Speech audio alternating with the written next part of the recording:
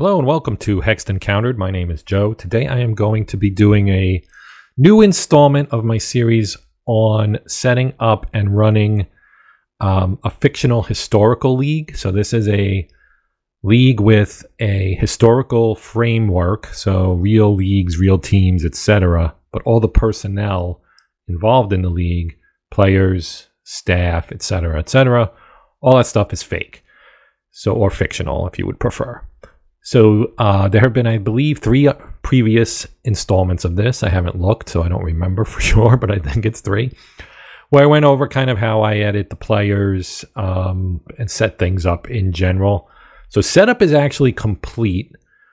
I built a custom world file using the 1870 U.S. Census to get the correct populations for U.S. cities, etc. So basically, I think pretty much all the cities in the U.S. as of 1870 that had at least about 2,000 people living in them are in this, and most of the smaller ones would not be. There are, of course, a lot of places that exist now that did not exist, place name-wise at least, in 1870. We are talking about 153 years ago, so that is a long time. The population of the U.S. was much, much smaller, about 10% or so of what it is now.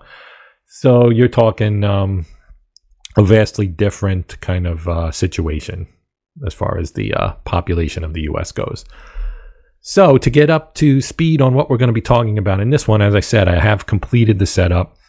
I did pull in a schedule for it. I wanted to talk about how that works and, you know, go through all the teams, all the players. I've touched the players and given them, you know, new era appropriate names. I've kind of matched up roster sizes to what these teams had historically, because these are the team names are at least real teams. As I mentioned, this is historical fictional or fictional historical, depending on which way you want to look at it. The teams are real, the players and so on are not. So for example, here's the Boston Red Stockings, all right? This is the team that evolved out of the Cincinnati Red Stockings, which were of course the very first professional baseball team. But in 1871, they joined the National Association of Baseball Players, and that is an important distinction.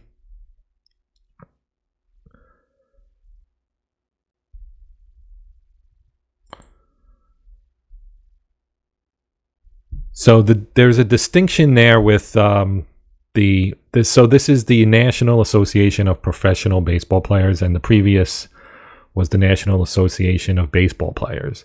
That was the amateur organization, and it went professional because the Cincinnati Red Stockings basically proved that it could be a profitable business model to charge people to see the games and to pay the players for their efforts on the field. So a little bit of a digression there, but I'll get back to the business at hand. So let's take a look at the players on the team. Okay, so you can look here and you see there aren't a whole lot of players. We've got 11 players on the roster. Okay, this was Iron Man baseball. If you want to look at it that way, they basically carried one pitcher. Some of the other guys could pitch in a pinch if they needed to. They weren't pinch hitting. You know, it was basically you ran 9 guys out there and those 9 guys played the whole game. That's pretty much how it worked. And those guys played every day. Well, we'll get to the everyday thing in a second, but they played every game, put it that way. So as you can see, I kind of tried to get names that felt era appropriate.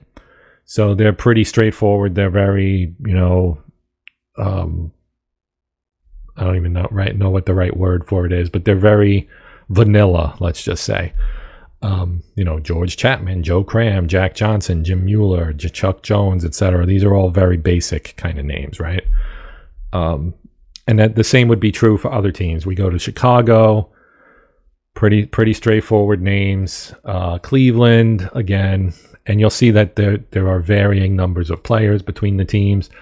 The teams that tended to not be as good used more players because you would cycle guys in because, hey, this guy's hitting, you know, 150 or something, and we don't need him anymore. Let's bring in somebody that can do something. Plus, you know, they were, to some extent, still a lot of these teams kind of evolved from amateur clubs that were built around players from that area. So, you know, places that were baseball hotbeds like New York, let's say, there was a lot. New York, by virtue of its sheer size, obviously would have a bigger pool of potential talent than, Fort Wayne, Indiana, for example. So that's where some of the disparity came in.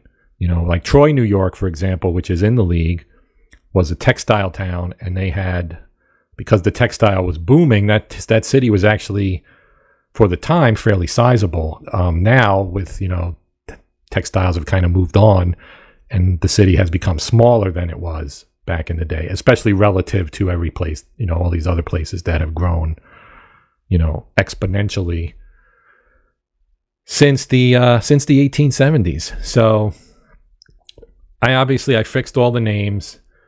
Did I talk about the talent scale? I believe I did. So we have current ratings on, potentials off. There are also no stars. If you're an OOTP person, you understand what all that means. Basically, if you're not an OOTP person, that means these are ways that the game shows you how good your players are, whether or not your ratings are visible. So for this league, we're going to have the current ratings be visible on a 1 to 5 scale, at least right now. I'm going to eventually move that to something more akin to what you get from scouts, which would be the 20 to 80 scale. There really weren't baseball scouts in 1870. There just weren't. What we think of today organizationally for baseball, which is obviously a big business. All these organizations employ hundreds of people. And, when you're talking about not only the players, but also all your front office staff, your scouting staff, all your analytics people, there's just a ton of people that work for ball clubs these days. Back then, they didn't have that. The people that invested in these teams, that owned the teams, quote unquote, owned the teams, were just financial backers, basically, who were taking some profit from the gate receipts.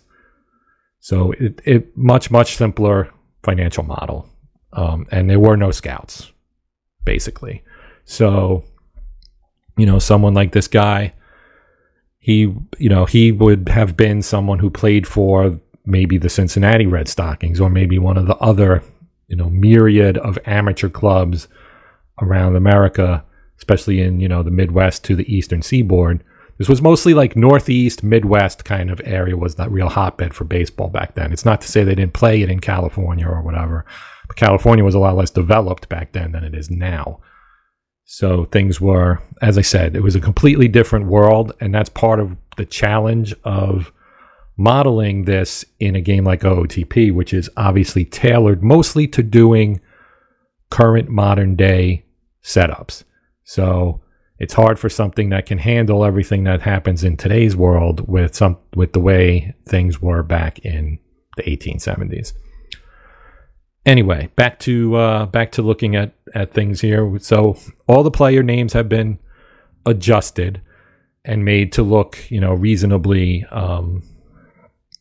fitting for the time. Reasonably, I wasn't going to kill myself with making sure that I had the proper proportion or ratio of Smiths and Johnsons in the league, as opposed to, some of the more obscure names. I believe everybody is mostly American as well. There were guys back then in the NA who were actually born in, say, Ireland or England.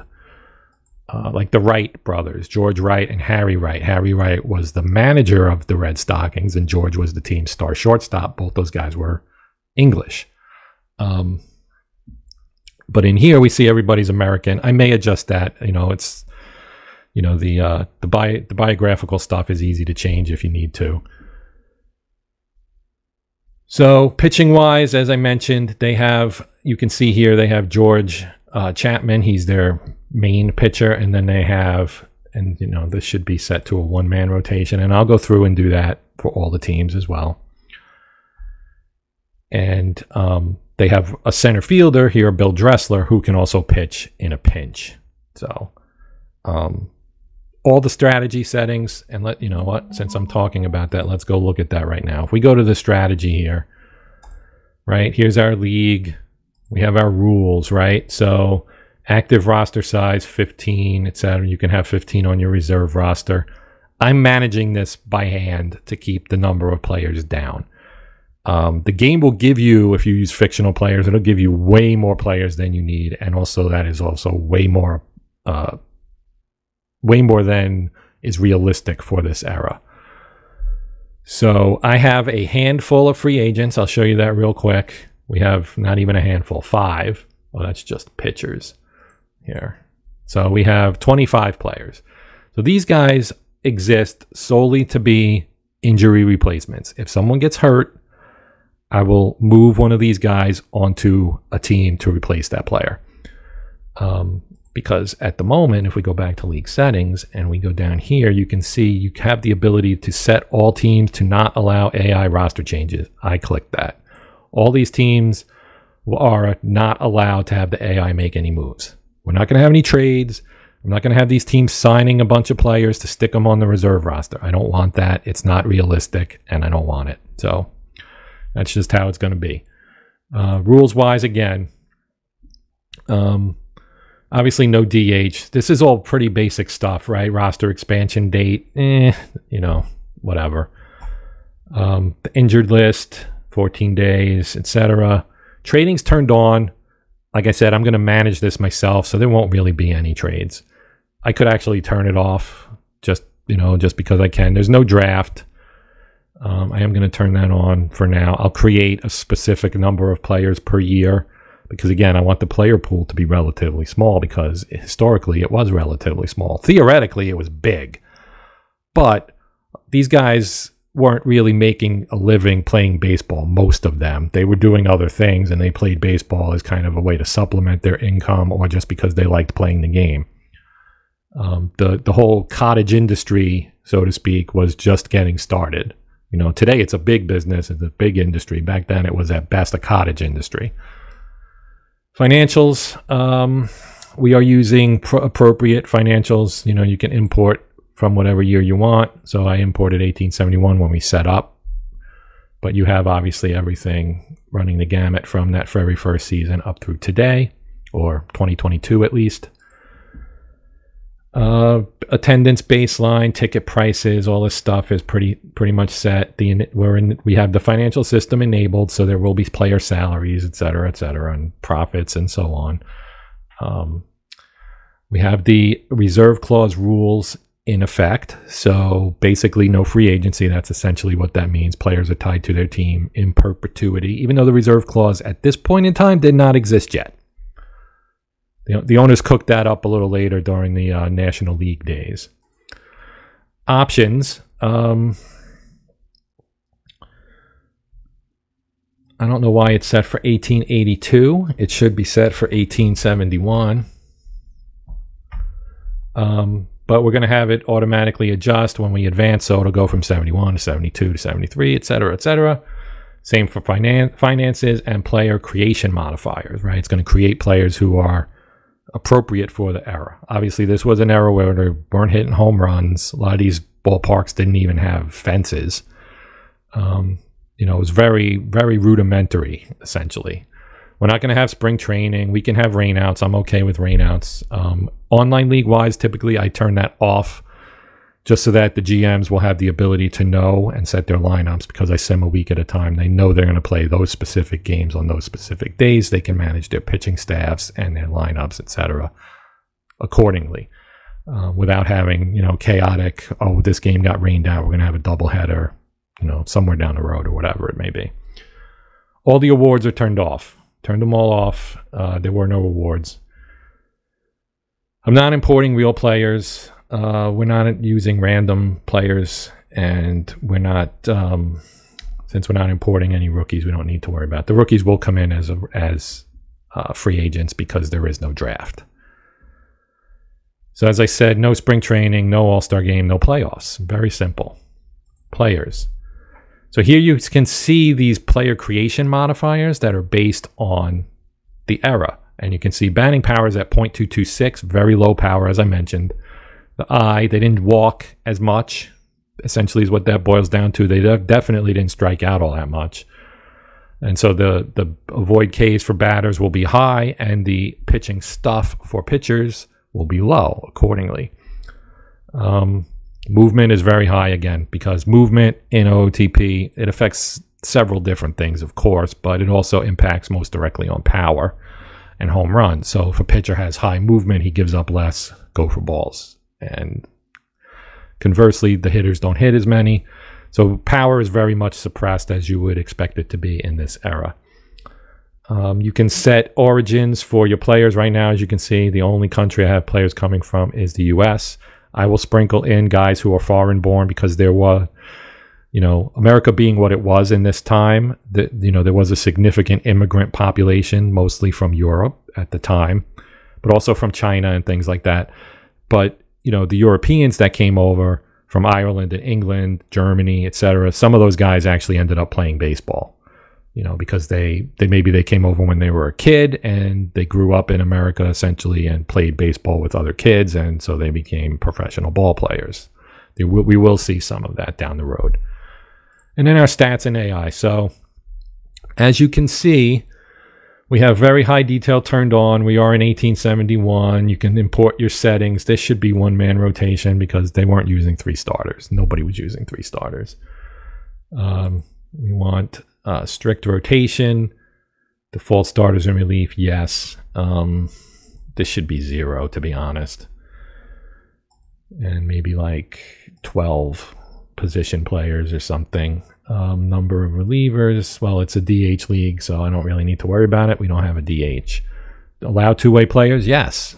Some of these guys did pitch and do other things, or vice versa. Mostly vice versa in this particular time. Like the pitchers would pitch, but they could also hit. Some of the pitchers that were playing in this era were as good at the plate as some of the position players were. So they obviously, they didn't necessarily have to hit ninth, let's say. Some of them were actually pretty talented at the plate as well. All of these are set appropriately for the 1870s. Then over here, you have the ability to pull in a specific year like that, right? And so you can see all of these are correct. These are the totals for 1871. If I hit auto calc, it's going to calculate and adjust here, and you can see how things got adjusted down. Hits and doubles went down, triples go way up, home runs are down, base on balls are down, hit by pitches is about average, and strikeouts are way down, 11%. So that's, today we'd have, in the time span it takes to get 100 walks today, you're only going to get 11 in this league. That's what basically that means. Then down here you can see your slash numbers, average, OBP, and slugging. You can see slugging's pretty low, as you would expect. And you can set this to lock it. You can do pre-calculated modifiers. Use AutoCalc is what they recommend. That's what we're doing. And automatically control the in-game engine. That's really only recommended for minors and feeders, which is amateur leagues that feed into the draft, typically. That is turned off. Then we have our settings based on historical usage, things like starting pitcher stamina, relief stamina, the ground ball percentage, wild pitches, balks. You can read all this here yourself. Basically, you see what's going on. Fielding was also rudimentary. These guys did not wear gloves. And you can see that the error rates for everybody is sky high, and that is true. There were tons of errors because the baseball was hard, and if it was smoked at you and you were playing, say, third base, chances of you catching it barehanded cleanly and then throwing across to a first baseman who also isn't wearing a glove are slimmer than, they would be when you are wearing a glove, where you can catch those smoking grounders cleanly, pick it from your pocket of your glove and fire it across to a first baseman who's wearing a, large skillet-sized baseball glove. So yeah, things were, as I mentioned, very rudimentary. So we are starting at the very, very beginning. And I think that is, I did want to show you the schedule. So if we go back to options. So the nice thing about OOTP, and this has evolved over time, of course, just like everything else with the game. This is version 24, as you know, is that it comes with a bunch of schedules. And so a lot of these schedules were done by users over time. Like Legrand Orange is a user on the OOTP boards, and he did a lot of schedule stuff. And so, the fruits of his labor continue to be released with each version of the game, because this was probably 10, 15 years ago when he was doing the bulk of this stuff. Anyway, we do have the actual NA schedule from 1871, the as played schedule. If you come in here to edit league schedule, you can go actions, import from file. This is the install directory, the data schedules folder. You scroll down till you hit MLB.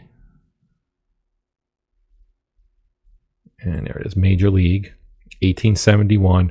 So this one without AP on it is the schedule that the game uses for its kind of phonied up American League, National League setup that it uses, because for reasons of continuity and making it easier on the game to manage, it doesn't do, everything starts NL, AL from the very beginning. Like the NL didn't exist until 1876, and the AL didn't exist until 1900.